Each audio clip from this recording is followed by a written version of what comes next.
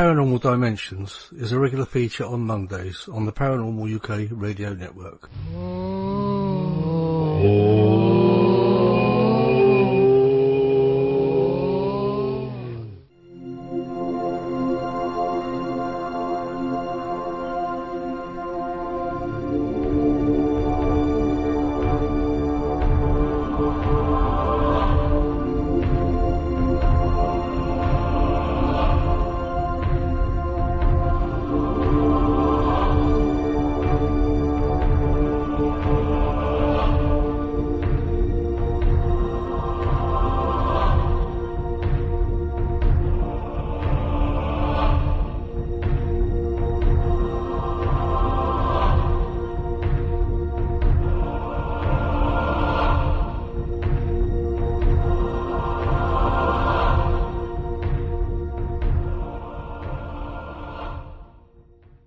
Hello, this is Malcolm Robinson and you're listening to the Paranormal UK Radio Network, the UK's biggest paranormal network, and this is Paranormal Dimensions with David Young.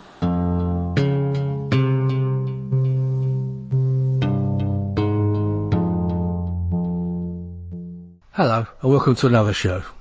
Thank you for that intro, Malcolm. I hope everyone's staying safe and well out there. Right, today's guest is Mr. Richard Case. He's known as the Ghost Challenger. He's also a witchcraft historian, deals in symbology, folklore beliefs and superstitions, and he's a ghost story researcher. So it should be yet another interesting interview. Helping me out on the show today, I'm welcoming Juliette Gregson. She's going to help me keep me out of trouble with the guests and everything. And right, Juliette, how you doing? I'm alright, thank you. You okay? Yeah, you're keeping out of trouble, are you? For the time being. Good. Okay, you can keep me out of trouble on this show usually, can't you? You keep me in order. Oh, yes. But I don't know if you know much about Richard Case, the guest we've got today. I must be honest, I don't. I have faintly heard of him, but he's called like the Ghost Challenger. He's a witchcraft historian. He's into symbology, folklore, superstitions. I don't think you can hear my dog in the background howling. He's ghost story researcher, so it should be pretty interesting. Right down your street, I should think. Oh yes, so, definitely. I think we'll waste no more time. We'll introduce Richard on. Right, welcome to the show, Richard Case. Hello, Richard. Yeah, thank you, David, and hello, Juliette, and thank you for inviting me. No, it's a great pleasure. I mean, we're quite intrigued by all your interests and what you've been up to. You're known as the Ghost Challenger. You've got a site as well, which I'll put a link to that on the page as well later on. Yeah, but, yeah. Hey, perhaps you tell us a little bit. How did you get started in all this in the first place? Well, funny enough, because it's VE Day today, and everyone, when we recorded this, if that's okay to say. Yeah, sure. Sorry, I'll just say a drink then.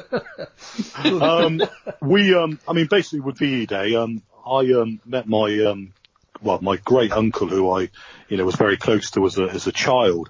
I can remember going to my great uncle's house, and I was very small, and they had this, he left the room exactly how he and his auntie wanted it, he and his wife wanted it to be, because obviously he missed her. He was devastated when she died, and almost inconsolable.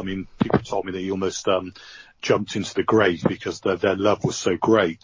And he left the family bedroom, just as it was. And even as a child, I don't know what it was. I just had this feeling as a child that it was okay to go in there, but when everyone went to sleep, or if my mum and dad didn't come and join, into the room as a small child, I was always a bit apprehensive, not scared, but I kind of had in the back of my mind, my great aunt may appear. I could almost visualize her combing her hair. I could see the brushes by the mirror, and a lot of that could have been my imagination, but I kind of thought, she's there in the room with me, and I always felt this kind of presence, and I had that with a lot of other things as well, but particularly in that house and that room. And I kind of, I don't know, it kind of scared me, but it fascinated me. And moving on from that, my granddad was a wonderful teller of ghost stories. When I was young, I used to say, Grandad, go on, tell me a ghost story. Now, I better not, I'll get in trouble. You won't go to bed. Or will you be too scared? And I said, no, tell me. I bet that's what's really caused your interest. Probably your granddad's ghost story, probably. Exactly. And I said, no, tell me. And he said, well, have you ever heard of a doppelganger? And I said, at the time, I said, no, I've never heard of. He said, well, it's your double. And he said, I can tell you a story when I was miles away from home, and the people that were looking after me heard me coming downstairs, spoke to me, had a conversation, and I wasn't there. I was miles away. And he told me the story. He told me many other stories. He told me about when he was in the war, how one of his friends almost kind of had a prediction that he was going to die when they got off the boats, and sadly he did die, and how they saw ghosts, even as in the military. So all of that kind of fascinated me and kind of got me interested. So I think it started from an interest and a kind of curiosity. Right. If that makes sense. Yeah, sure. It's I suppose how old were you when that happened? Were your stories with the... Yeah, I was probably about 8, or quite very young. Very small, so that's quite an early influence, isn't it, with your granddad's for these ghost stories? Yeah, and everything? Yeah. But then I guess my other influence was the step family that brought me up were very highly religious. They were I can say the religion. They were Salvation Army, which was very, very. I'm nothing. I don't share that faith, and respect to those that do. But they were very, very into.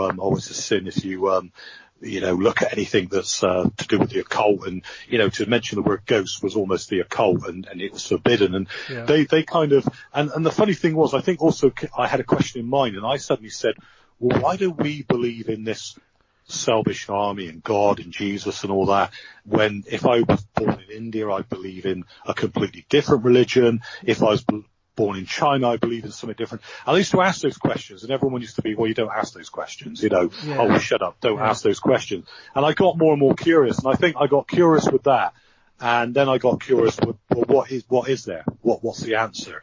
Where do we go when we die? So I think I've always had that question in mind. Yeah. Strangely enough, I never actually realised that the Salvation Army was a religion, in actual fact. I thought it was just like a spin-off of the Christian religion, but I suppose it is really in some ways, but... Yeah, they are. I mean, they're very sort of much like the Methodists. I mean, they're very anti-alcohol. So as soon as I became young and I could hit the pubs, it was like going into a sweet shop, and Aladdin's cave was opened up for me. But my background was from that. Yeah. Yeah, because you do travel around the world quite a bit, don't you? With all your because I got curious. I said to my wife, I said, why don't we go on a massive cruise around the world, and at the same time I can do my research, and you can relax on the boat or come out with me, whatever you feel best. And we both decided to get on a cruise, and I thought it's the only way to do it. And when I went round the world, we went on a world cruise, and I decided to use that for research. And what intrigued me was what other cultures and what they believe in, because I've been brought up to believe in the standard ghosts that we all know, the ghost stories we know. And I thought, well, what's it like in China? What's it like in the Philippines? What's it like in Hawaii? Do they get the same ghosts? Do they see the same? Malaysia and all these places. So, I went there and I interviewed the locals and got stories. Yeah. And do they see much the same sort of thing? I think the basic thing really is the same, that the only thing is their beliefs are so much different. I mean, their beliefs tend to generate, and this is interesting with the paranormal, because people often say that, I'll give you a prime example. I once went to a place where they were seeing, the ghost of actors and actresses from an old theatre, and, I went there and because they were very Catholic, some of the Catholic people, some do, some don't, but some are we don't talk about that sort of thing. But this lovely Italian lady said, can I, she said, oh, shut up to her son, and said, come with me. She said, I have seen the ghosts. But she said, it reminded me of somebody in an Italian attire. And then I suddenly thought, well, are you seeing it from your culture perspective? In England, or are you seeing it as it would be? Because that's what interested me. But luckily she did see some of them in the costumes that were traditional of the English thing. There's only one particular one she saw in, so it does.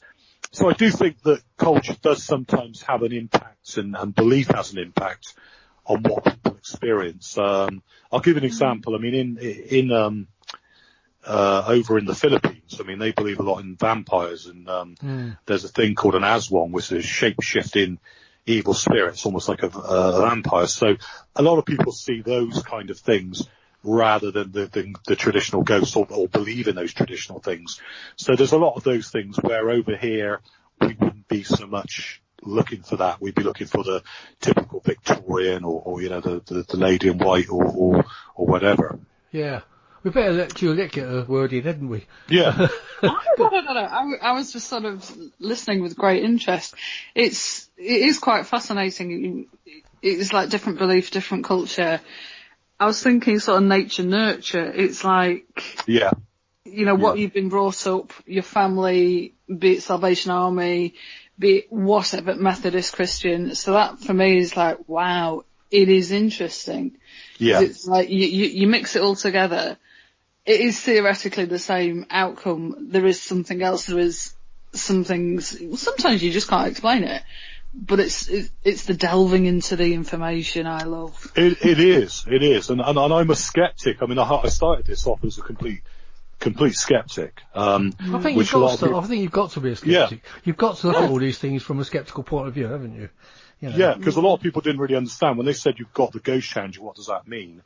I said, well, I don't mean that I go out and challenge and aggravate, or I meant I actually challenge. Or something. Yeah, challenge the stories, and say, well, maybe it isn't a ghost, maybe it's just a squeaky pipe, Yeah. That was why I started it. And they said, really? You went in with, I said, yeah, I completely could not get my head around that life goes on, because, I turned away from my religion heavily, and then I turned away from everything. I thought, well, I've been brought up to believe in this, in God, and that Jesus died on the cross. I've been brought up to believe that from a family that wasn't even my own family. Been brought up to believe it, and I almost kind of taken it on, almost brainwashed, and thought, well, now maybe I don't believe it, And then I thought, well, maybe science is the answer, and all of this is rubbish. But funnily enough, the more I've done this as well, I've done a U-turn, because some of the things I've experienced and seen have made me think, well, I can't really explain that. Yeah. Are you actually psychic at all, Richard? Well, some people have said that I'm more of a sensitive, if anything else. That if I go to a place, I will pick up. Going back to when I was a child. For example, I did stay at a lady's house when my mum was seriously ill and my father was ill, and they were both in hospital. For a while I went to a children's home, and then I went to stay with a friend of the family. Now, she was a lovely lady. There was no reason to fear her at all. But they had this old Victorian room upstairs, which happened to be next to my bedroom. And I would not go in that old Victorian room. And I used to say to her, I don't want to go near that room. I don't want to go. And I overheard her saying, funny you don't want to go near that room. That's where so-and-so died. So I guess in a way I kind of sense things, I guess, and and sometimes I found out that I was right to sense whatever. So but I don't. We've probably all got that to a certain degree, haven't we? Anyway, I think because you can sense things, can't you? Yeah, I think it's like when you buy a house, isn't it? You've got that feeling this house isn't right, and this house is right, when we, I guess in a way, when we're going out to buy houses, we're almost, going out as mediums to try and see what we feel about the house itself. Well, it's when you walk into a room also, you can sense things, can't you? You can sense an atmosphere, can't you? Yeah. I mean, I don't know if you've ever had it. I mean, me and my wife, we had an argument and tried to, we all do, partners, we love each other as a bit, but, we've had an argument sometimes that a friend's turned up and we said, oh gosh, that's enough. Put on a smile, as you do. And they've come into the room and they say, cool, I could drop a pin in here, it doesn't seem right. The atmosphere seems a bit, and they pick up straight away. Yeah. You've had this, whether it's eye contact or, but it's true. I think there is an atmosphere that's generated from these things. I think it actually leaves like a trace in the air somehow. It's It's probably a bit like ghosts, I suppose. It's like the Richard Felix thing. He thinks that things get recorded into stone, don't they? Yeah, you know? yeah. Well, He's on about it's not just his theory, I know.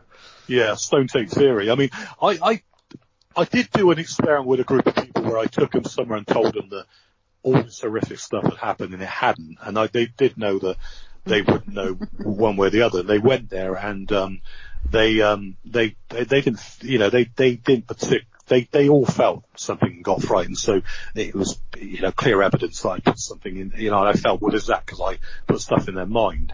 But it's very difficult for us, though, to, you know, I mean, the thing that a friend of mine said to me, when they say about the most haunted place, it drives him nuts. It drives him crazy, because he said, surely, if there is such a thing as a ghost or a spirit, then they would be everywhere. There wouldn't be some most haunted place, you know.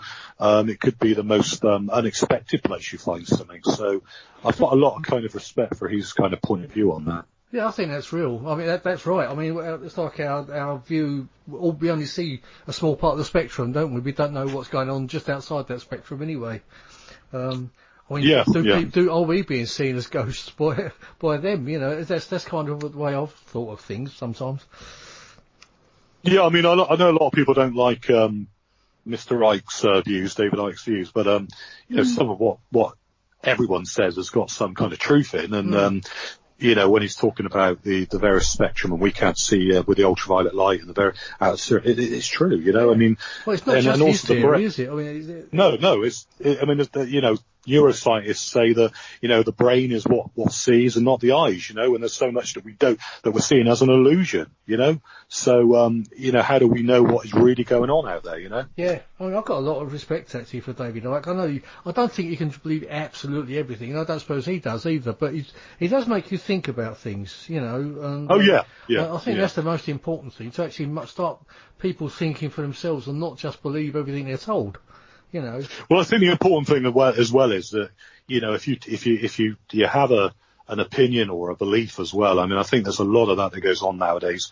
That as soon as you say that you are interested or want to interview somebody, I mean, I've had that with David and other people that I don't got any time for that person. And I say, well, you know, that's fine if you don't, but at least listen to what they got to say. You know, I mean, Uri Geller was, I mean, he was a great, lovely guy, and welcomed me into his home, and he bent a spoon in front of me, and I don't know how on earth he did it.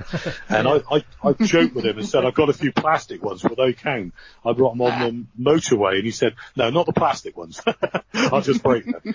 But he did bend the spoon in front of me, and but he had an interesting take on things, and I don't necessarily believe in a lot of the things, but I found it really interesting just to get, like you do, different people's opinions and perspectives on things. Yeah, sure. I was interested you've been to Uri Geller's home. Did he tell you much about his been in the Israeli Secret Service and stuff like that?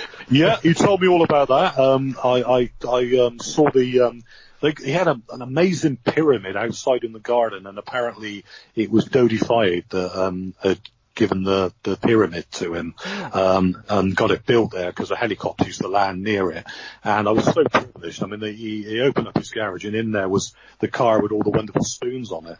So, I got to look at all the spoons, and, you know, he's such a welcoming guy. I mean, if you ask him for an interview, first of all, he says, I'll do it over the radio, and then he says, nah, come to my house. And, really? It's almost a treat, you know. I'll tell you what, can you put me in touch with him?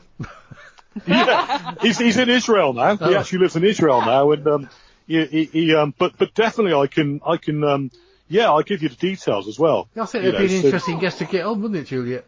Oh, he's fantastic. And then some. I should think he's in quite high demand, but he actually did the magic show in February in Blackpool, we've got the Opera House in the Winter Gardens, and it holds 3,000 people, and they have to turn people away at the doors. Oh, right. Yeah, he's very. I mean, he's very down to earth guy. I mean, he's this. I mean, I got a lot of time for Billy Roberts as well, the medium Billy Roberts, and I remember he came way before all this television come on. You know, the likes of Most Haunted and various other shows that come on television, and he did a program called Paranormal or something. I remember having the old video, and it was very, very good what Billy Roberts did, and he had James Whale, who I admire a lot. Yeah, James Whale. Yeah, yeah. So I met James when I went up to the studio, and James was a lovely guy, and James kind of was intrigued by it, but you know, he kind of. I like him. Questioned it, which I do do as well. punches with his questions, does he? Oh no. He was probably one of my most challenging interviews I ever done, and everyone said, "Well, wow, that was hard." I said, "Well, not really." I said, "That's James." I said, "You know, you don't expect it to be any other way." You know, it's him and Ash are, you know, great fun, great laugh. Yeah. Have you had any poltergeist experiences with your travels? Funnily enough, yeah. There's the place that I do, which I'm never allowed to name because we protect it for the local community. I raise a lot of money for it. All I can say is it's a church, and I do a lot of talks there. We agree that we don't do anything sinister. There's nobody going in there with Ouija boards or anything like that because they just wouldn't, you know. I go in, do a talk in history about it, and the talks, and then people just literally sit there and listen, and if they hear a ghost and that, and we were in there, sat a group of people I took, and suddenly there was this massive bang or something, you know, and it looked like a piece of wood, and I saw it on the floor, and I said to everyone, well, you know, let's be realistic about this. I know when I came in, that piece of wood wasn't on the floor, because that's the first thing I'd question. Was that already on the floor? We heard a bang, and we assume it's that piece of wood. But I said, no, there was nothing on the floor, so that definitely is probably the object, and it's loud enough. And we went over to one of the wooden pulpits. Give us away here. I didn't vandalise the church, but a piece of wood had just come out from that area, and it's a well-known place that's been. It's been said that there's been a lot of things going on there that's like poltergeist activity. I mean, I went with a group of people. And another place we went to was a local pub, actually. That was probably the better one.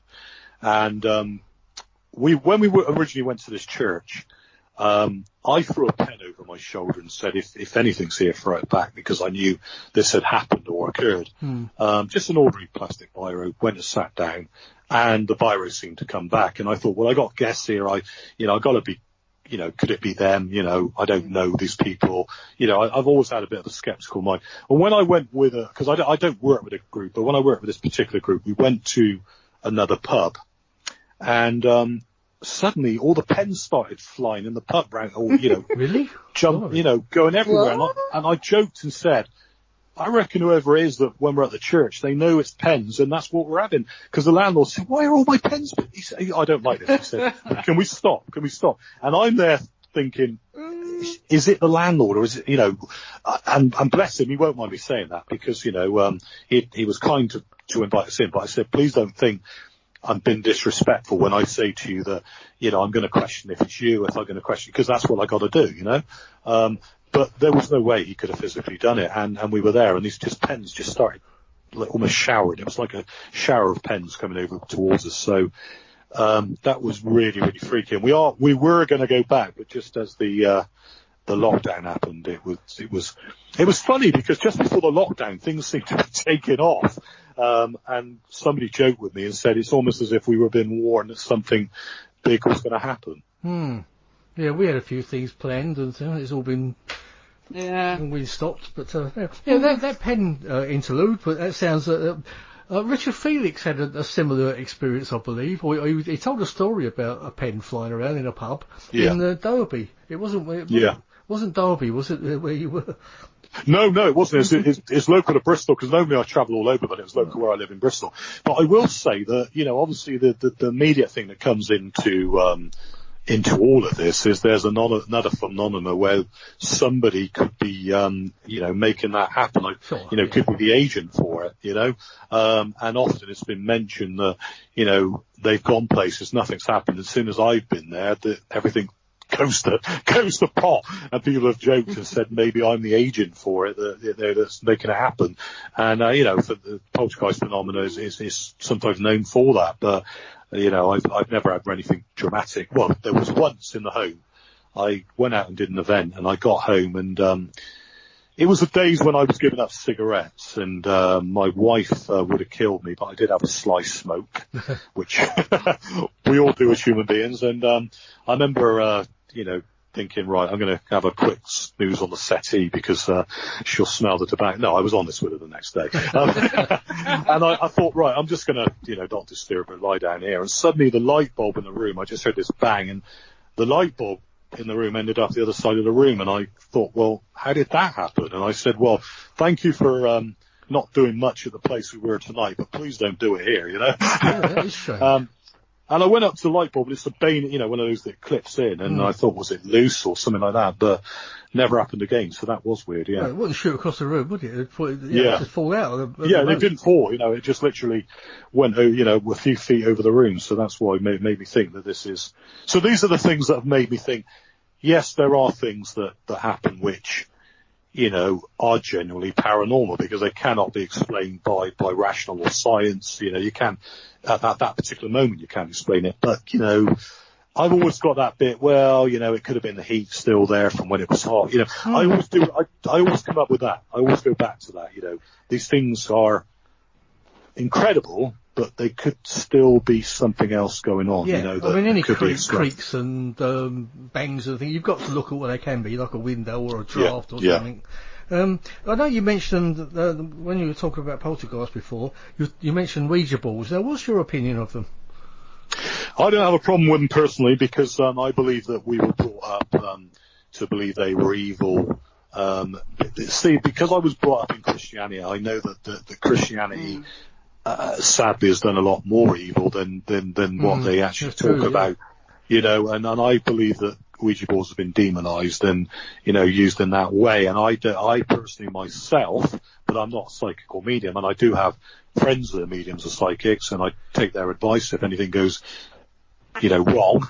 But I say, my view is, I think a lot of it's idiomotor, that you're all putting your hands on the table. One of you is actually unconsciously moving it, and that's what's happening. That's what I believe. That's what you do think that. What do you think about that, Juliette?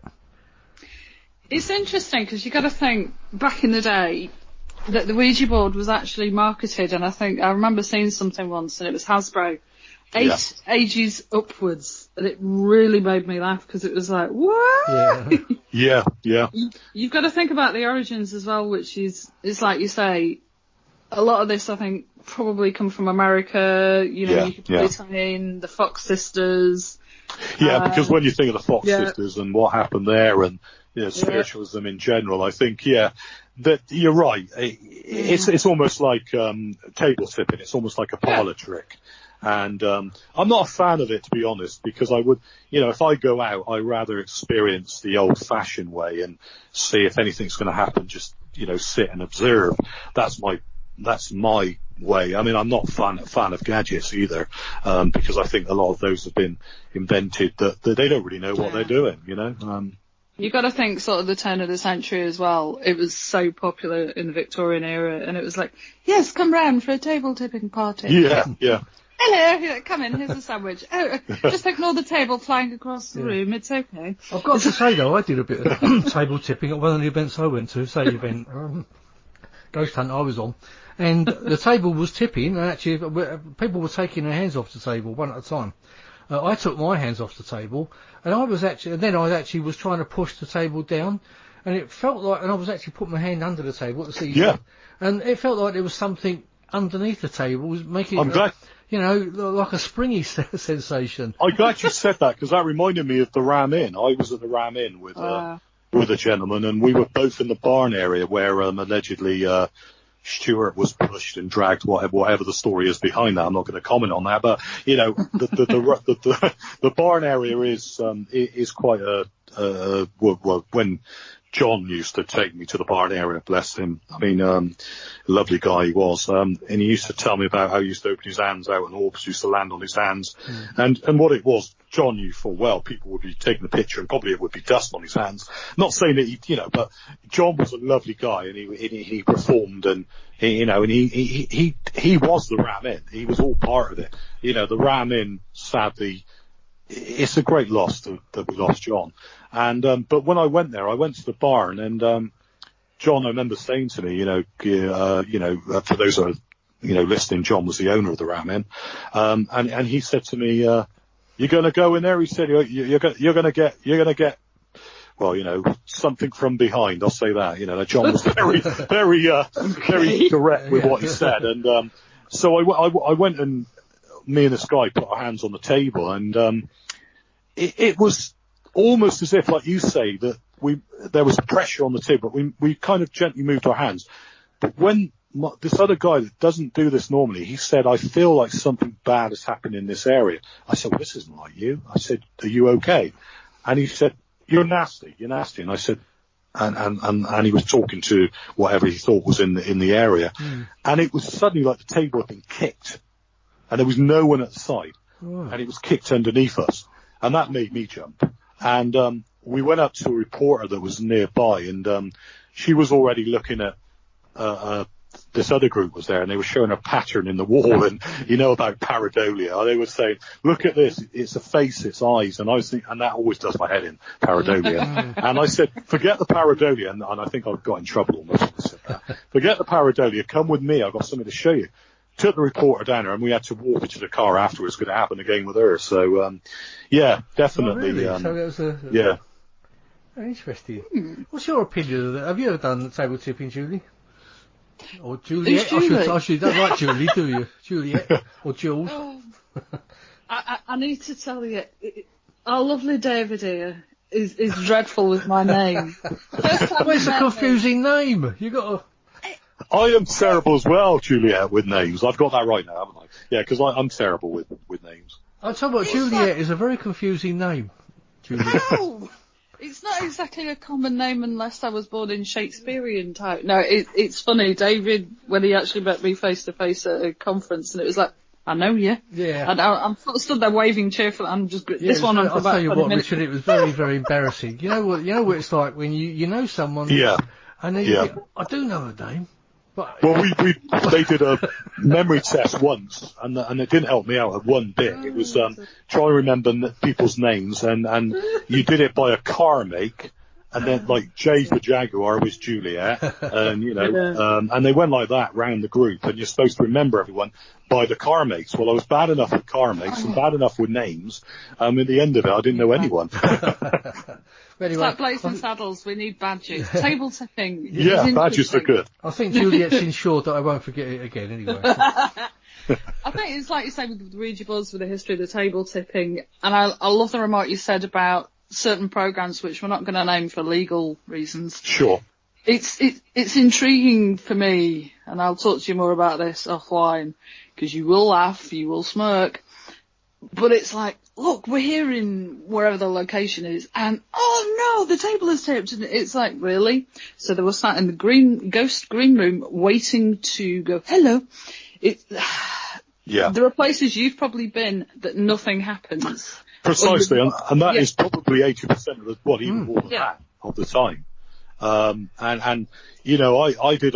did a thing with the Ghost Challenger where I went out on my own, and it was filmed. I just filmed it myself. And people said to me, I had a lot of critics, but one person said, it's not very good filming. I said, well, I know it's not very good filming because I'm only doing it with my iPhone. I said, you're not a professional, are you? Yeah, I haven't got a, production company with me. I've got to do it by myself, I said, and another thing I said is, at the end of the day, I said, it's going to be boring. I said, because I'm going to be doing it as it is, and 9 times out of 10, things won't happen, and I said that is why it's very, very, when people say, I turned down a TV show that I was offered a show a long, long time ago, and I turned it down because they wanted to do it a little bit like Louis Theroux, where they went round with you, and I said to somebody, they're just going to be taking the mickey. I said, it's going to be like, Louis Theroux going out with you, and I'm already skeptic, so they don't,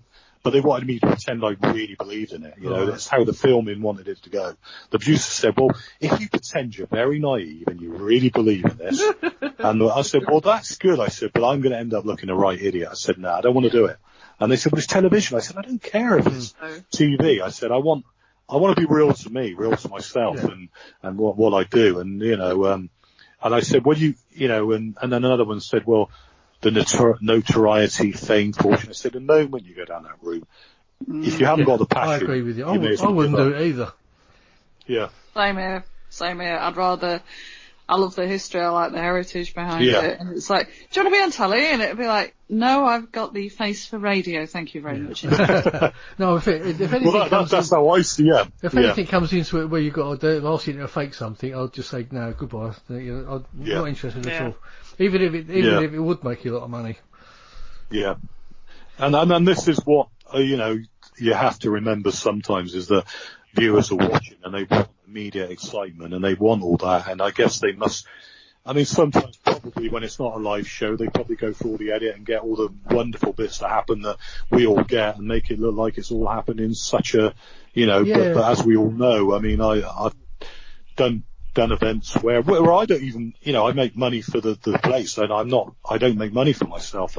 I've done it as a charity where I raise money for the Church Conservation Trust. The money goes to the church. They put it in the church's box. It goes to the church. And I don't make any money. I just do it because I love it and I want to do the history. Well, you're usually lucky if you can cover your expenses, aren't you? Yeah. And a lot of them come away from that and they say to me, gosh, that was boring. And I say, well, with respect, I said, I'm not one of these groups out there that charges the earth and all that. I said, and you're getting it real, and to me that's all the money, worth all the money in the world, because you're getting it without anything being added to it. Absolutely. So the number of ghost hunts, ghost evenings I've been on, and really after sort of like 3 hours, you think, oh, should we just go home and forget about it? Because it does get boring, doesn't it? Just sort of. Yeah. And then something will happen which will spark your interest, and you think, oh, what was that? And it kind of gets you through the next hour or so.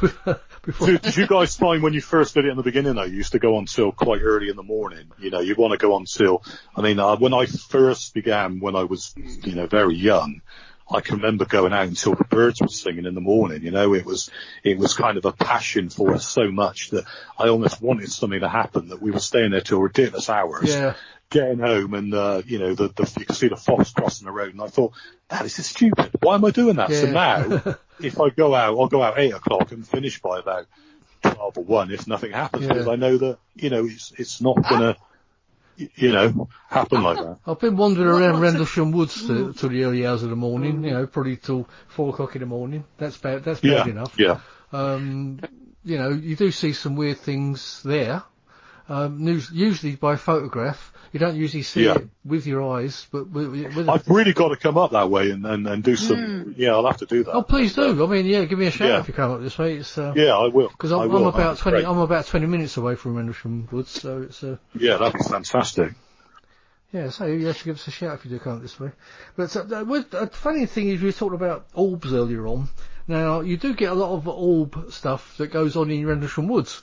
The funny thing is, I've said this on the show a few times, so forgive me if anyone's listening and you've heard this before, but I've taken a series of photos and they just all come out black. And then you get a couple that come out with loads of orbs in them. Now you'd think that if it was moisture drops or dust drops, it'd be in every photo, wouldn't it? The thing with orbs is, there's been this thing done by Steve Parsons and people I respect in the field, and I myself has been kind of this, don't just respect people, and I think it's important that you do respect people, because I've had people send me loads of orb photos, and somebody that's been doing it a long time can get quite opinionated sometimes and quite rude to people and say, oh, for goodness sake, it's dust. Oh, for goodness sake, it's a moisture. And what they forget is that person may only have just started in the field. Yeah. And they may only be just discovering orbs. So to turn around to that person and say, oh, it's just this. Oh, it's just that. No wonder that person gets quite uptight sometimes. And also, there are people that have strong beliefs that you don't necessarily want to, crush. But I think with orbs, I'm very much on the side that it's moisturizer and it's the reflection on the lens, and it's a lot of those things, and those things have improved. So I'm not a great fan of it, but having said that, have you ever seen visible orbs? Have you ever seen them where you're not using the camera, where you can actually see it? Yes, I have seen it, I think twice before now. Yeah. And I've seen I was with somebody, we were coming back to the car park actually, and there was a red orb at the end of the pathway. And she's, I don't know if you've heard of Brenda Butler, she's a friend of mine. I've heard the name, She wrote the book Sky Crash. Anyway, I was with Brenda, and she said, did you see that? I said, yeah, I saw that as well. Now that was the first time I'd seen one with my naked eyes. You know? And then that is a very common one. Flashing red lights, flashing lights. It's another phenomena that a lot of people are seeing recently, and we saw that in the church. Now, obviously, you've got to understand that, you know, first of all, your eyes are getting used to the dark, and your eyes are going to play tricks on you and various other things. But we've seen the orbs do that, where it's almost like a flash, and we've also don't say anything, and we all write down, and we've looked at what we've written down, and we've all seen a red or a pink, and we've all corresponded together so that we haven't said it, you know, and that's been interesting because we're thinking, well, okay, if we're all hallucinating, we'd be seeing different kind of things, but we're all seeing that specific light, and we know it's not, you know, obviously you look to see there's not an emergency light or, you know, one of those glowworm or cameras. Something, But you know, it's it really is. It's a phenomena that. So when we say about orbs, I mean, there is a thing that, you know, like you say, that's interesting when you're in the woods. It's all black, and then you take a photograph in the same place, and you see those orbs, and they're there because there still is a lot of jury out about. You know, are these things in? And some orbs are quite different to others, and they're almost like the beginning. You've got a trail on them, and they're the beginning. I mean, that can be an insect flying, but there are. I mean, I don't know if you remember. I mean, obviously, for legal reasons, I won't mention the program. But in the beginning, there was a program that was very much into the light anomalies, and then it suddenly stopped. You didn't see it anymore on the program, and I thought that was quite interesting because I've seen that light anomalies, and when I've been on a location, like something's beginning to form or take shape, you know, and I think that sometimes is possibly what's happening, that you're near to maybe an apparition or. But I will tell you something, if I can. It's a very interesting story at the church. Sure. Was when I saw what I believe was like you and I, an individual that possibly could have been a ghost. What it was, me and this lady were at the church, and I'm often alone with ladies in churches. My wife, my wife allowed me. Yeah, well, me and this lady were at the church, and she suddenly said, "I got the name Mary for some reason," and she was somebody that never come out with names, and I said, "Oh, well, it's interesting you got that." She said, "Oh, Mary, I don't know why, Mary." Well, anyway, suddenly I heard somebody out in the graveyard, so I went to the window, and bearing in mind the church lights are out, there's this individual out in the graveyard, and I said, "All right, looking for me grave." Now that frightened the living daylights out of me. This is 3:00 in the morning. I think to myself, good grief, this is probably a ghost hunter's nightmare. Am I being wound up? What's going on? So she said, "Are you going to go out?" I said, "Well, I might be a ghost hunter." I said, "But I'm not going out." I said, "That's an individual livid as you and I saying he's looking for his grave." So now I will say we did know that next door there was a house for, shall we say, people who are mentally challenged, people with dementia. So we were aware of that. We used the house next door to use the toilet. They were very good. They let us use the toilet, and the poor people in there. I mean, my mum sadly had dementia, and we raised money to help, you know, for the home there. But nobody ever came out at night. Nobody did. The place was, you know, they made sure nobody got out, and certainly 3:00 in the morning. So it was weird. But I went out and I said, okay, I said, "Hello, sir." And he said, "Hello." I said, "What's that you got there?" And it was an oil painting, a big oil painting under his arm, which was even more bizarre. Yeah, 3:00 in the morning, And I said, "What is that, sir?" And he said, "That's the Virgin Mary, my friend." Okay. Now, remember I said about the name Mary? Yeah. She was getting the name Mary. He said, "That's the Virgin Mary." I felt my hair stand on end. I said, "Okay, my friend, now, she told me afterwards, I didn't say, are you a resident or she said, I actually said to him without me realizing, do you live in the house next door? And I'll tell you about the house next door in a minute. I said, do you live in the house next door? And he went, I do, my friend. So I took him back to the house. The Philippine lady that was a nurse there opened the door and she said, toilet, you know, use the toilet. He goes past her, goes up the stairs, and we said, no, that's okay. We just brought the gentleman home. And she said, okay, and shut the door. And I said, we shouldn't even acknowledge him. Now, stupidly enough, we didn't go back and question. And we were a little bit dubious because we didn't want to get them in trouble with the lady that owns the house. So we didn't want to ask the matron, do people get out? Because we know that the ladies work hard. These ladies come from the Philippines. They're great carers. They work hard. They were lovely to the residents in there, kind to let us use the toilets. And we just didn't want to, do that. But she said, do you realise you said to him, is that your residence? And of course, now the residence next door is of the family that owned the church. So it was very, very spooky. So that's a story I'll tell many people, and one I'll always remember. And it's made me wonder, because the things that have gone up at that church has been fascinating. I mean, one day, David, if the both of you were ever over this way, I can privately take both of you there as long as we keep it quiet. But it's that sounds interesting to me. Yeah. How close is Gloucester to where you are? Gloucester's not far, actually. I'm not very good on mileage, but it's not that far. I'm not. No. We've got family in Gloucester, so as soon as this jail term's finished, I'm going to be out about all over the place. So yeah, I know it's when you say stir crazy, I think we're all missing. And the thing about what we do as well is the groups or the team. I mean, I am solo, but when I do it kind of as a researcher, and I'm not doing the Ghost Challenger, I of course have a group of people with me because I want to share with people.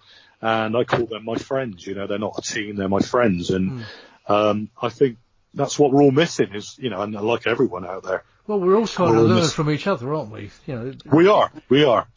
And I think it's been a moment, I mean, I found it very introspective where I've looked inside myself and questioned some of what we do. And, it's made you realise, that death is very real. I was a police officer and I've seen a lot of things as a policeman, but, it kind of, brings it home to you really, how important what we do and how careful we've got to be that we, the worst thing, I mean, I was going to go on national radio and it was an imminent amen about it because people talk about ghosts because the subject is very, difficult for people to talk about at the moment, because people have had enough about death. The last thing some of them want to talk about is ghosts. I mean, it's okay on our show or your show, David, and maybe a show that eventually I want to do myself. It's okay on those particular things because we've got the audience that wants it, But when you go on national radio, you're talking to everyone and you have to be careful. You do realise this goes out worldwide, don't you? Yeah.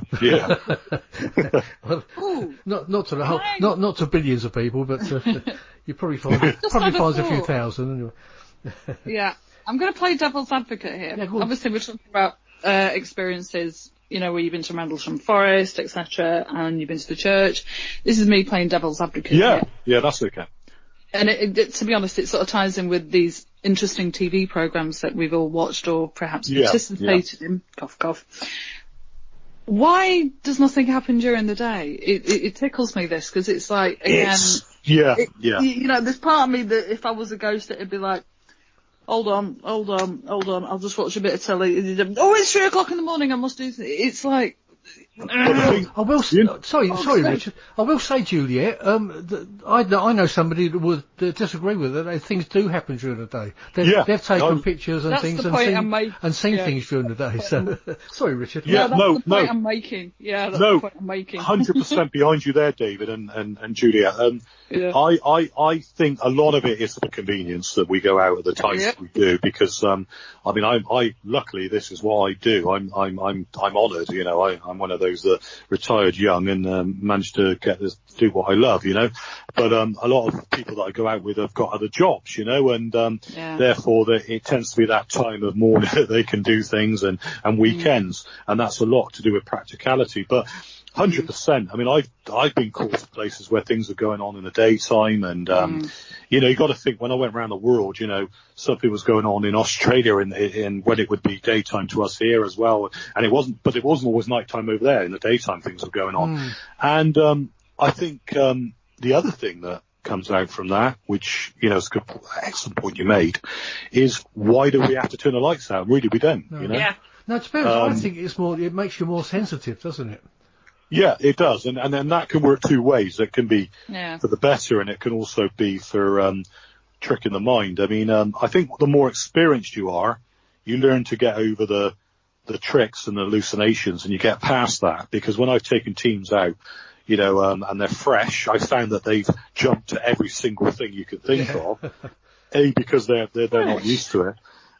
Fresh meat. That sounds terrible. Fresh meat, I was about to say. Yeah, that's what They always say that. Amusing. They'll go out ghost hunting, and then as soon as something happens, they start screaming and running away. Yeah. And there's a guy I took out, the group I took out, and as you got near this church organ, there's a piece of wood that you put your foot on it, it makes a loud bang, and I forgot to tell him about it. So they're all going out having their cigarette breaks, and I kind of joined him outside with a coffee, and I heard this scream inside the church, and he came out and said, Richard, it's really happened, it's brilliant, it's fantastic. I called his name, and just when I got near that organ, there was a loud bang. And I said, well, I'm sorry about this, but I'm just about to show you what that loud bang was. I said, did you step on this by any chance? He went, oh. I said, it's disappointing, isn't it? He said, it is. I said, I know it is. I said, but trust me, something will happen later, hopefully, that will be just equally as, fascinating. Yeah. I think all that makes it fun, though, when you go out on these ghost hunts. If something funny happens and it's not quite what you think it is, it just gives everyone a laugh and sort of lightens the mood, doesn't it? Well, I don't know what I'm allowed to say. I mean, it's not too rude or anything. I can tell you a little joke if that's okay. What happened to me? I can always chop it out. I got a guy that came out as a guest had a keyring that made a couple having sex, love making, made the sound. I won't do that on the radio, but, Oh, go on now, please, go on, just have a laugh. Two people having sex, so the keyring made that noise. So I said to him, that's great, I said, but we've got a special guest coming. Please keep the keyring well away. So he said, I will do. But what he didn't do is he put it in a bag, and I was then talking to these people and said, we were at this location, anything could happen. Well, I went and put my folder on this bag, and the keyring started making this love-making sex sound. And this woman, who was probably a little bit hard of hearing, turned around and said, there, do you hear it? Do you hear it? And I said, no. I said, trust me, that's not a ghost. That's quite funny. Oh, dear. All right, I lost my thread now. I'll tell you what, you said you were in the police force. That's quite strange there. I seem to be meeting a steady stream of ex-policemen. Yeah, they're very much, well, in fact, I often questioned the military, because I thought to myself, when I do ghost hunting, I thought, this must be such rubbish to the people that have been in the Gulf War, to people like that. This must be, it's almost as if we're, not intentionally, but to talk about ghosts I don't know what they'll feel about it. They might be upset. And then I suddenly realised that I had a lot of military coming out on ghost hunts and a lot of police. And I said to this guy who was in the Gulf War, he said, no, I said, I really believe it. I'm fascinated by it. And he said, I'll tell you what it is. He said, when we were in the war out in the Gulf, there was an area we did where the Iraq was, and it was known as a haunted place, and there was things going on there. And I said, what, you had time to think of it? He said, oh yeah. He said, even though, the missiles were coming down, there was a place where even the troops wouldn't go because it was so freaky and so spooky. So, and the same with the police, we often I guess we question, and we investigate things. But also when I'm in the police, a lot of the officers said to me, you ever been to that particular place? And there is one, sadly, where a murder was committed, and they were out on patrol, and they did see what they can only describe as a person walking across the road, then disappeared. And people do see things and do question it. So I think it's an excuse then to go out on a investigation and actually really question those, because it's not poo-poo when you're a policeman, but you do get the mickey taken by the superiors a lot. I had Scooby-Doo. I was called Scooby-Doo, the police officer, and we did Landog a Trow in Bristol, which was famous for Edward Teach, who was Blackbeard's ghost, and we came out, and I was with a group of guests, and we did a place there, and I was off duty, and a patrol car came up and naturally questioned what we were doing, and I went over and I had my warrant card. They didn't realise who I was, and they said, "Can we come in?" I said, "Well, guys," I said, "you've got your uniform on, you've got your walkie-talkies." I said, "You're on duty, we can't do that." It's interesting that the sort of people. I mean, in a way, it's kind of, it makes you think there's some credibility to the sort of people that. I'm not saying that don't get me wrong. I'm an ex-policeman, and I think the last people you trust is policemen and and that's not credibility always. But it does show the sort of people that, you know, you least expect it to attract, you know. That's right, yeah. Did it affect your career at all? No. I had to be very quiet about when I was starting to get more and more known and radio was coming on, and there had to be an element of, I forget what they're called now, they could get involved if you went on radio, which you didn't do, you know, but there were police officers that would sadly abuse what their position and, you know, show off, and I'm a policeman and look at me with my helmet on it and go see, you know, just wasn't what you did, you know. So yeah, you had to be mindful of what you did as a career, naturally, because you're dealing with very sensitive and very difficult situations with people's lives and that. So yeah. I saw something interesting about the amazing shaman Black Elk. Is there anything you can tell us about that? That's a new one to me, actually. Oh right. Where did you? I saw it on. Okay, well I'll cut that out. I saw it.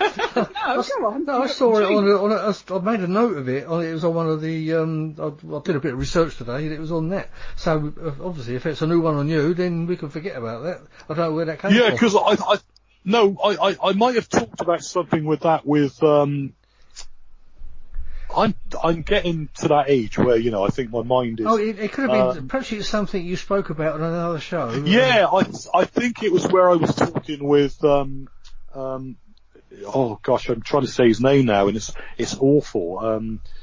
Good grief, I can't believe I've forgotten my good friend's name.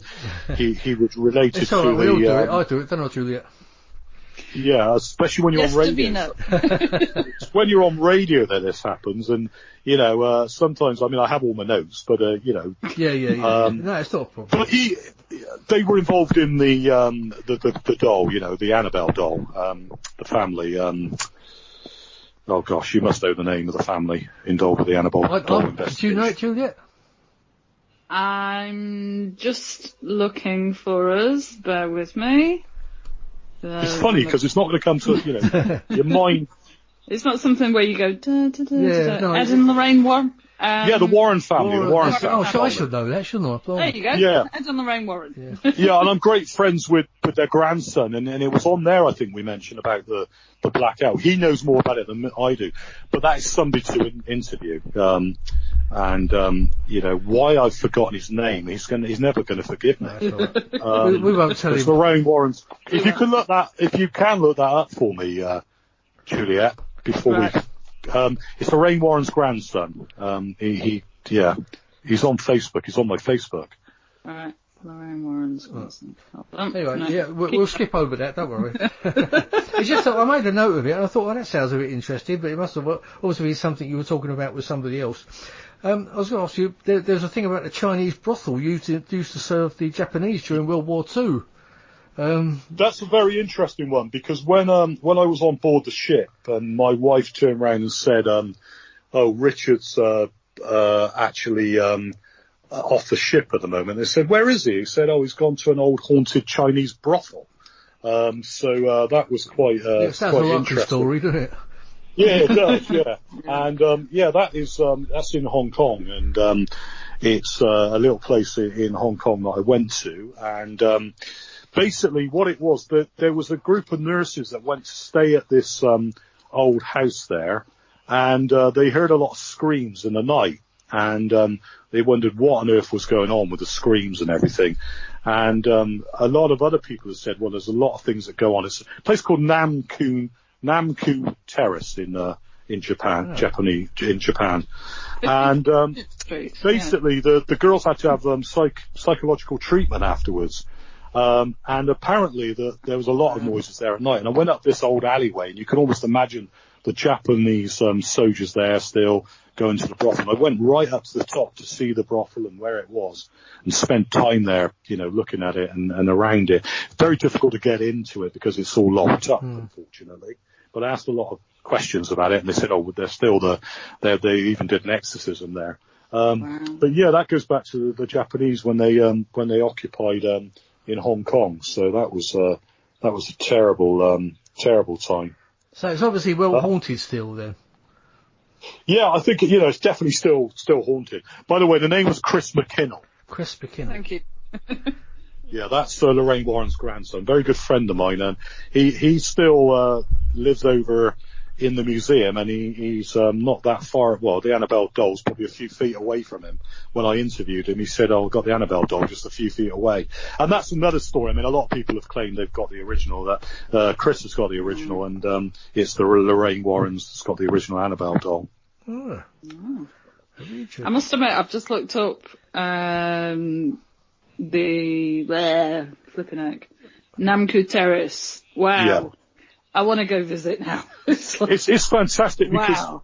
You go, Hong Kong, Hong Kong, when I went there, it's a lovely place to be because you're 100% safe walking around the streets 2, 3 in the morning, The crime is unknown.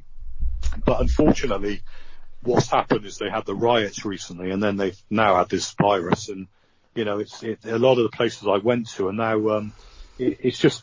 I said to the wife, it's like everywhere we went, it's suddenly complete lockdown. Yeah, which I find quite strange after with all the places that were having riots, and all of a sudden there's this massive worldwide lockdown. But there you go. That's just my thoughts. Yeah, I think that there's a lot. A lot of things that go on behind the scenes. That's another story. I don't get too into that because I'm not an expert, but I do think there's a lot that we don't know as people that go on. Yeah, absolutely. It's I don't know what Juliette's feeling on that, but I have to plead the fifth because you know what I do as a job. Oh yeah, so I can't. Yeah, I can't. Yeah. Again, I will explain later. I will.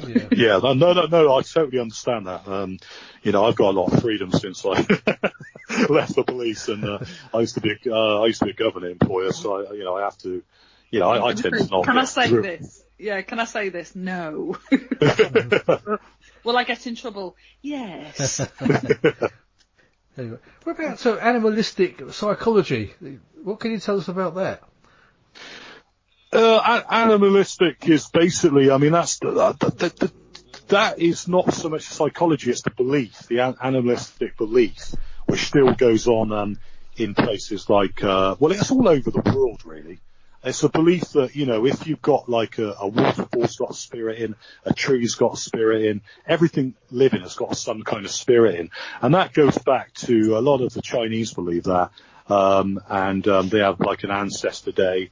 They believe, and in Norway, you've got a lot of the stones over, they believe in the trolls, they actually are if you go near a stone, it's a living troll, It's a very wonderful belief because, it goes with looking after the world and taking care of the world and going back to the kind of the old Native American belief, like so animism is type of thing. Yeah. It's the beginning really of spiritual belief and our beliefs in believing that there's a connection, like when you go to elementals and fairies and things like that. A lot of people believe, that they do exist, and a lot of people in witchcraft still believe that there's elementals and fairies. I've not come across it, but the belief is still there. And I'm a great lover of the pagan religion, and I remember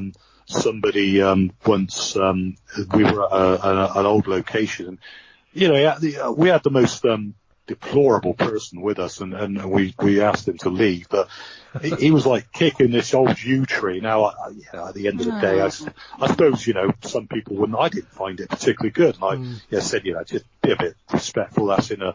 And this lovely lady who was a witch really laid into it and said, that has a soul like you and I, and she came over brilliant with it. So yeah, I do believe that, that goes back to the roots of belief and the roots of why we, believe in things. I mean, for example, in the Philippines, they believe that the soil has a genie, that everything, mountains has a genie, that something's in, they have to respect everything.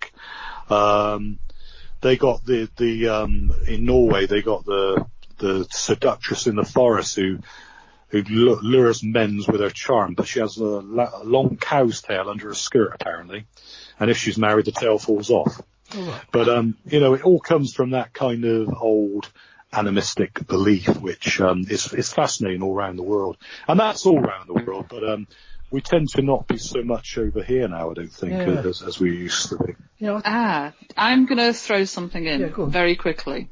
Obviously, we're on Facebook, we're on Twitter, there's other social media accounts. I'm going to try and phrase this in the most interesting manner, obviously, because I don't want to get anybody in trouble.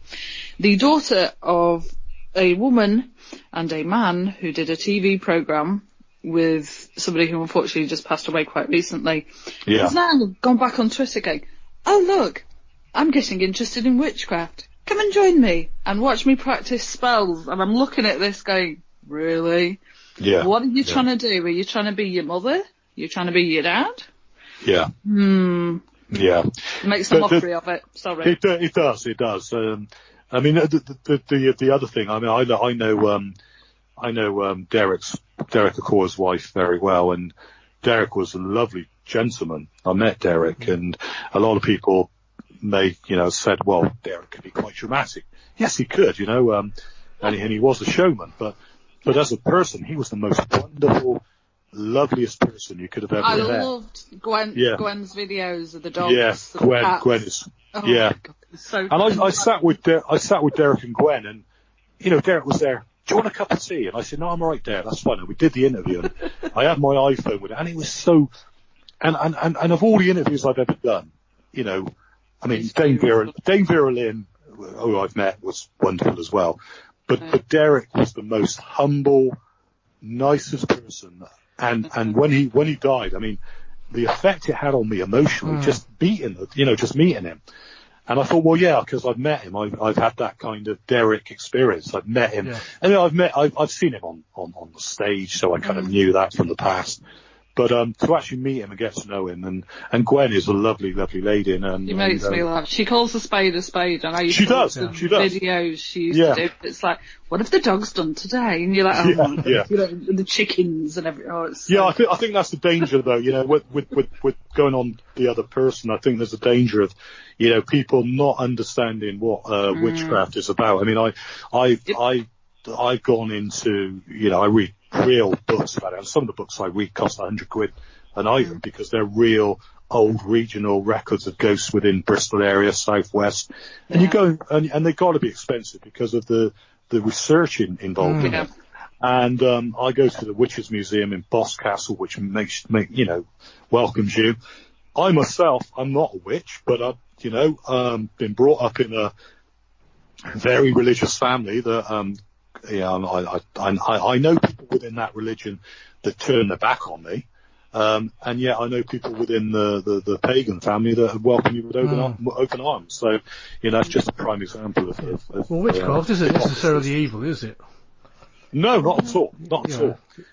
I mean, it just goes back to a wise woman gathering her, herbs and things, if you want to go back to that, and scapegoats. Let's blame, I mean, it's going on now, isn't it, with what's going on with this. I mean, everyone's having a go at people like David Icke because he's a little bit different, and, there's always going to be that witch. And they're usually people that don't sit down and listen anyway. They just go by what they're told by the media, Yeah.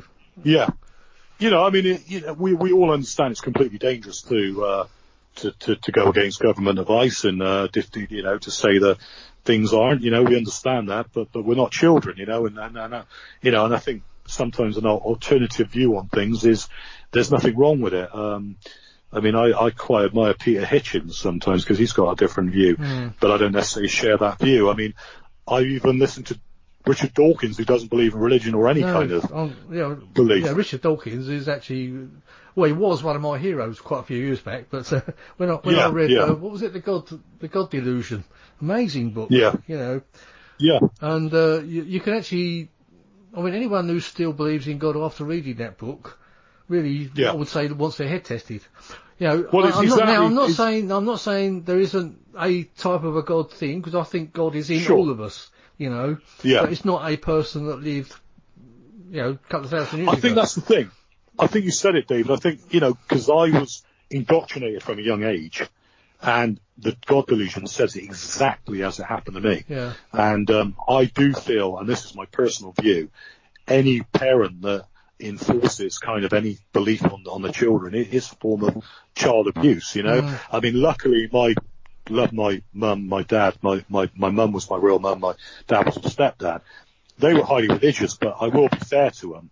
They never ever, you know, I was indoctrinated, but it wasn't them that tried to ram it down my throat. You know, they accepted that.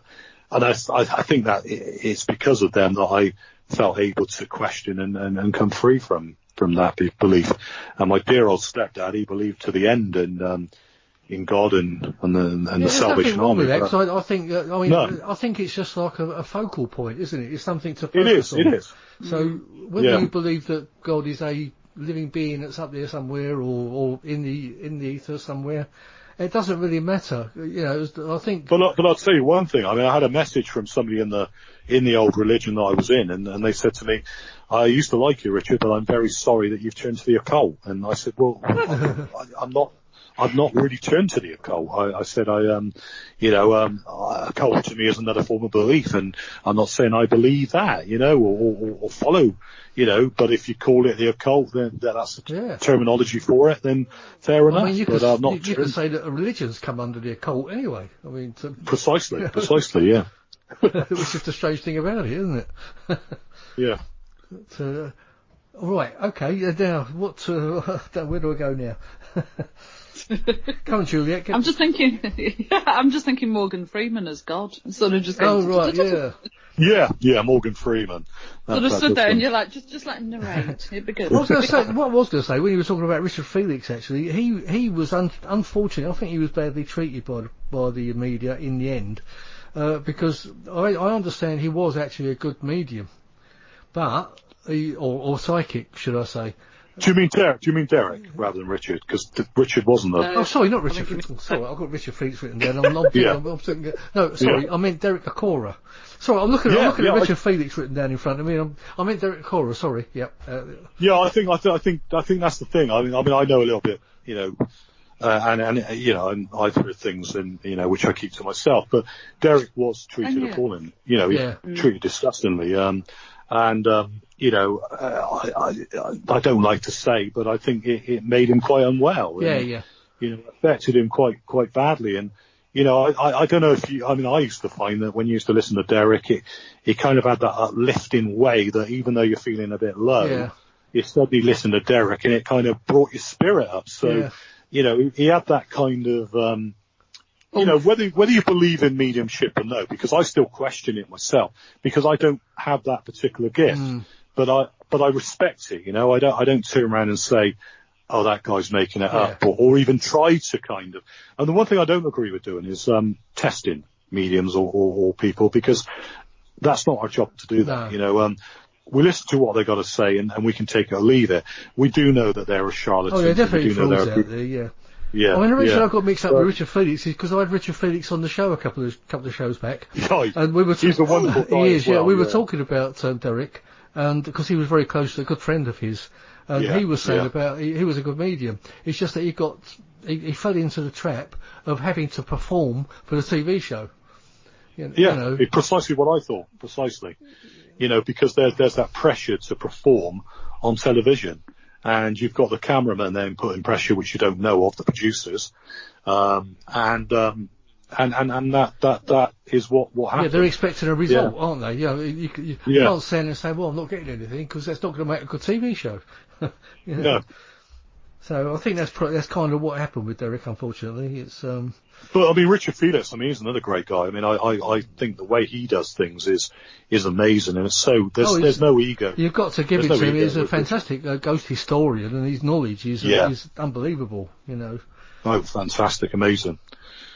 It's and we're not getting brownie points for saying that. We're just saying, you know, because I'll call a spade, you know. If we got out of this lockdown, I'm supposed to be going to meet him next. I think it's next week in Derby. He's another guy that I'll welcome everyone with open arms, because I was going to do a challenge, because where I do the ghost challenge, that's where I'm left alone in a building, and I do that as something a little bit different, because I feel that you know, I say to people, okay, if this place is haunted, then, and the ghost challenge is more of a kind of, an alter ego of me, you know, it's kind of like you know, there was Derek LaCour, the medium, then there's Derek LaCour, and the ghost challenger is the other, you know, that's the guy that you get with a lantern, leave him alone in some haunted building, and watch him get scared. And that's what the ghost challenger is about. It was something, I mean, I've often said it's more for entertainment, and people got the wrong idea with that.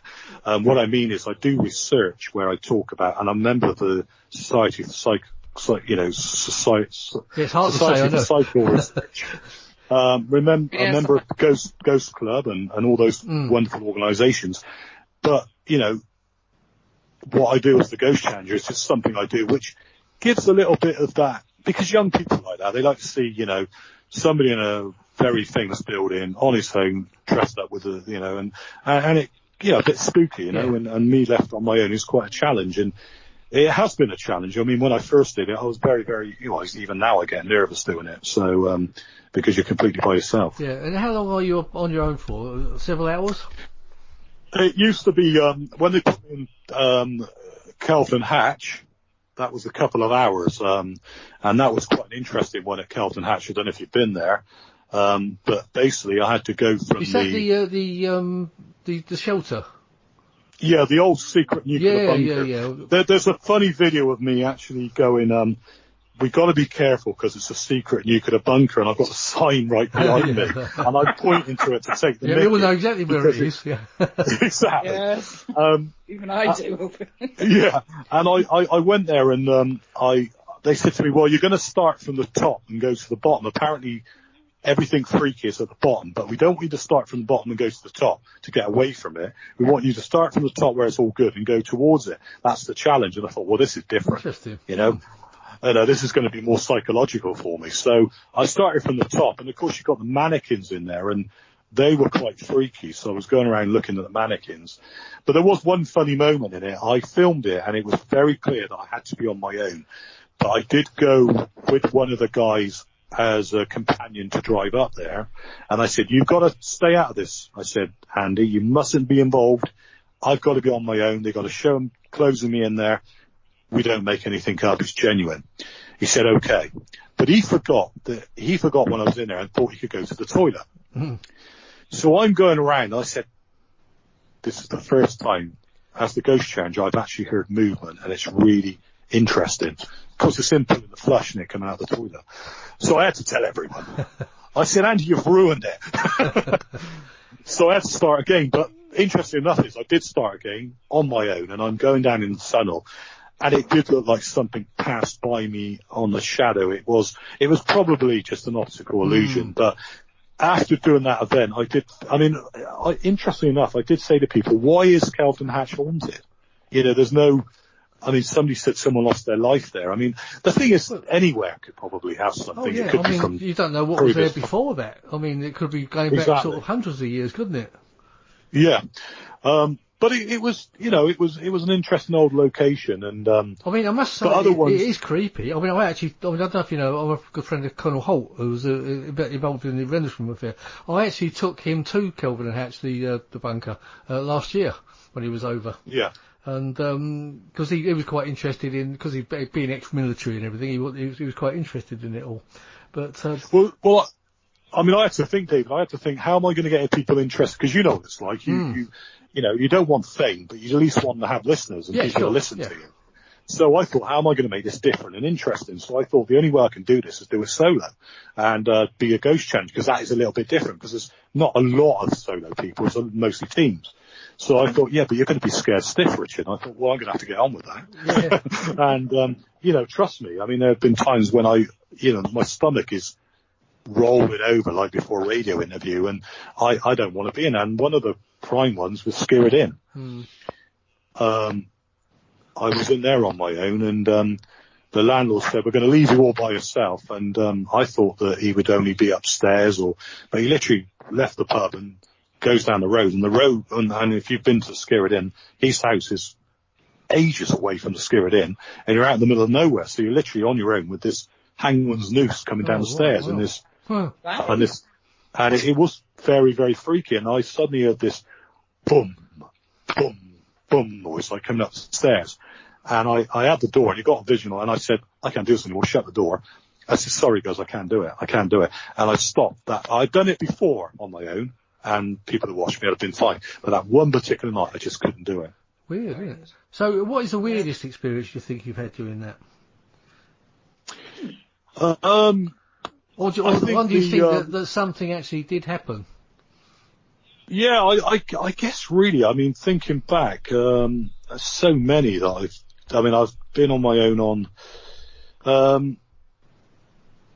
I wouldn't say this was probably, there was a haunted hospital near Bristol. It was an old asylum, place. And, I mean, that was creepy because, they always talk about, I've heard it said that if there's a tragedy, you get like a flash of a light orb or like a flash. And I remember I was going along the corridor and it was completely empty. And towards the end, I suddenly saw what was like a flash of blue light. And I thought someone had taken a photograph outside, or it was a camera. So, luckily I had a walkie-talkie, and the security guards were miles away, mate, nothing to do with it. And we had paid them, give them some fags to go in the place kind of thing. And, because they told us about this particular place and said, you must do it. And I was on my own. I just saw the flash of light. And I said to them, guys, apparently when there's a flash of light, sometimes it means there's a tragedy. He said, do you mean there? I said, yeah. They said, well, that's where the woman threw herself out the window. She ran down the corridor and went straight out the window and went to her death. And that kind of was quite freaky, because the Lancaet Four Manor, I don't know if you've been there at all, is a wonderful place in Wales. And I went there, and basically I don't know, Juliette, David, when you go places, do you sometimes get your hair standing on end? Or I've had the old prickles at the neck, yeah. What about you, Juliette? Do you get that? Yes, but I usually, like I say, look history like yourself, like old buildings, but I just take the pictures, and then when I look at them afterwards, it's like, what the hell have I just photographed? And do you get that feeling, though? Do you get that static feeling, or? Yeah, I usually hear stuff. Or tingle or something. Well, I've got that when I've gone to Lancaet Four Manor. I got that when I was around certain areas and stuff, and that was one of my last ones that I did, and that was fantastic. And when the lady was walking up, she went round the other side, and I come outside, and I saw what was a dark shadow, and I thought it was her coming. I said, "Oh, there you are.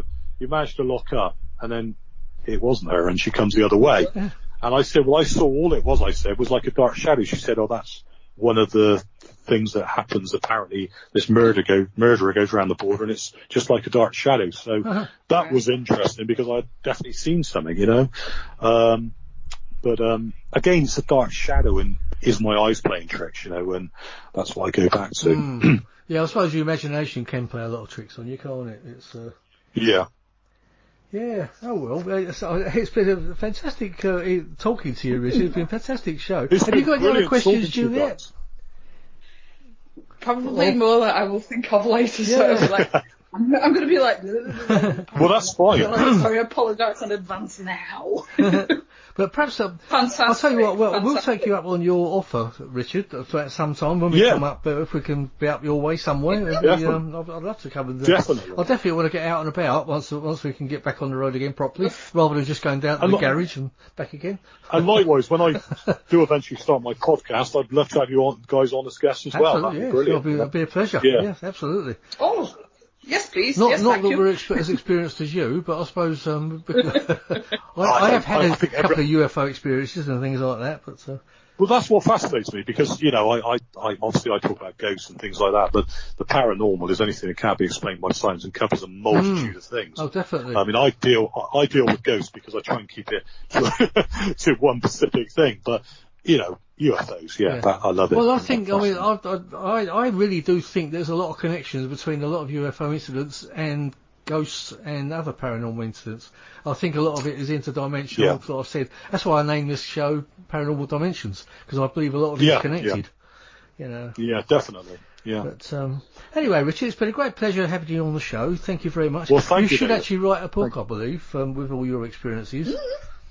I am getting there. I've just got to discipline myself. Right. Okay. Yeah, I really think you should, because to. I think you've got a lot to write about, and a lot of experiences I think people would like to hear. But, thank you. And thank you for Juliette for coming on and helping me out and keeping me out of trouble. Thank you. A pleasure as always, and thank you, gentlemen. Yeah, anyway, thanks, Richard, and hope to speak to you again at some point, and have a good evening. Cheers. Well, and you, David. Cheers, and, have a nice rest of the time in jail for how long it's going to be. Well, I'll tell you what, I didn't say that on the thing, but Sarah had to go at cutting my hair today. So, oh, right, yeah, I think everyone's going to... She didn't do too bad, actually. She bought some clippers and it was okay, so... Yeah, I mean, I've been cutting my own hair and my wife cuts the back of it for me anyway, so I don't go to the hairdresser. Exactly. But she's getting to the point of, what am I going to do about the hairdressers, you know? I said, I'll cut it for her. She said, no, you don't. That's right. Anyway, on that, thanks again, Richard, and good luck to you. Cheers, David. Take care of yourself, and see you, Juliette. Thanks very much. Right, bye-bye. Bye-bye. Bye. Bye. Right, you've been listening to the Paranormal UK Radio Network. This is Paranormal Dimensions. I'm David Young. Thanks for listening, and speak to you next time. Bye.